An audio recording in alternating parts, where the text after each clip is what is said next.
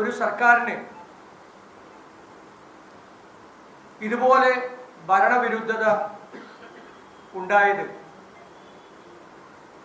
മനസ്സിലാക്കാനുള്ള സാമാന്യമായ വിവേകം പിണറായി വിജയനും LDFനും ഉണ്ടായില്ല എന്നുള്ളത് ദൗർഭാഗ്യകരമാണ്. കോടിക്കണക്കിന് രൂപയുടെ PR വർക്കുകൾ നടത്തി ജനങ്ങളെ തെറ്റിദ്ധരിപ്പിക്കാനുള്ള ബോധപൂർവമായ ശ്രമം മാത്രമായി ഒരു സർക്കാരിൻ്റെ 9.5 വർഷക്കാലത്തെ പ്രവർത്തനങ്ങൾ ചുരുങ്ങി എന്നുള്ളതാണ് ഈ തെരഞ്ഞെടുപ്പിൻ്റെ ഈ സമയത്ത് അവലോകനം നടത്തിയാൽ നമുക്ക് മനസ്സിലാക്കാൻ സാധിക്കുന്നു.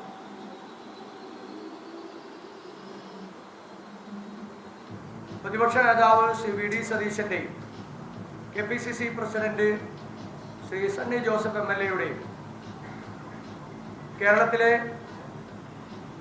ഐക്യജനാധിപത്യ മുന്നണിയുടെ മുഴുവൻ നേതാക്കന്മാരുടെ നേതൃത്വത്തിൽ കൂട്ടായി നടത്തിയ മുന്നൊരുക്ക പ്രവർത്തനങ്ങളും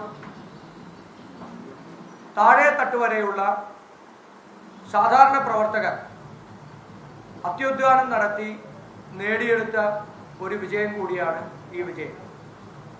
UDFന് ഇത്തരത്തിലുള്ള വിജയം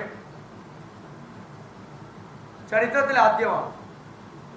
ചെറിയ ചെറിയ പ്രശ്നങ്ങൾ പരാതികളൊക്കെ ഉണ്ടായെങ്കിലും അതൊക്കെ തെരഞ്ഞെടുപ്പ് സമയത്ത് തന്നെ അത് പരിഹരിക്കാനുള്ള എല്ലാ ശ്രമങ്ങളും UDF നേതാക്കന്മാർ ഒറ്റക്കെട്ടായി നടത്തിയിട്ടുണ്ടായിരുന്നു.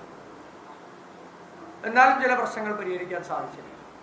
പക്ഷേ അതൊന്നും ഈ വിജയത്തിൻ്റെ തിളക്കത്തെ കുറയ്ക്കാനോ ഈ തെരഞ്ഞെടുപ്പിന് UDFനെ കോട്ടം തട്ടുന്ന രീതിയിലേക്ക് മാറ്റുവാനോ അതിനൊന്നും സാധിച്ചില്ല എന്നുള്ളതാണ് തെരഞ്ഞെടുപ്പിൻ്റെ ഈ വോട്ടെണ്ണൽ ദിനത്തിൽ നമുക്ക് റിസൾട്ട് പുറത്തു വരുമ്പോൾ മനസ്സിലാക്കാൻ സാധിക്കുന്നത്.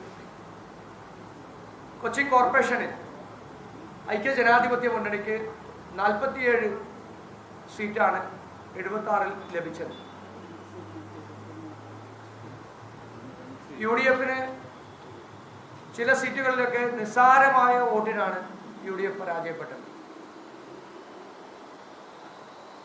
ഈ തെരഞ്ഞെടുപ്പിൽ 1.5 വർഷക്കാലം മുമ്പ് തുടങ്ങിയ പ്രതിപക്ഷ നേതാവ് ശ്രീ VD സതീശൻ്റെ നേതൃത്വത്തിൽ ആരംഭിച്ച മുന്നൊരുക്ക പ്രവർത്തനം, ആ മുന്നൊരുക്ക പ്രവർത്തനത്തിൽ UDFൻ്റെ താഴെ തട്ട് വരെയുള്ള മുഴുവൻ ആളുകൾ കൃത്യമായ പ്രവർത്തനം നടത്തി. ജില്ലയിലെ കോൺഗ്രസിൻ്റെ നേതാക്കന്മാർ, UDFൻ്റെ നേതാക്കന്മാർ ഒത്തുചേർന്നിരുന്ന് സ്ഥാനാർത്ഥി നിർണയം എളുപ്പത്തിൽ പൂർത്തിയാക്കി മികച്ച രീതിയിലുള്ള ക്യാമ്പയിൻ ഈ കോർപ്പറേഷൻ്റെ 5 വർഷക്കാലത്തെ ഈ നഗരസഭാ ഭരണത്തിൻ്റെ അഴിമതിയും കെടുകാര്യസ്ഥതയും വികസന വിരുദ്ധതയും ഞങ്ങൾക്ക് ചൂണ്ടിക്കാണിക്കാൻ കഴിഞ്ഞു.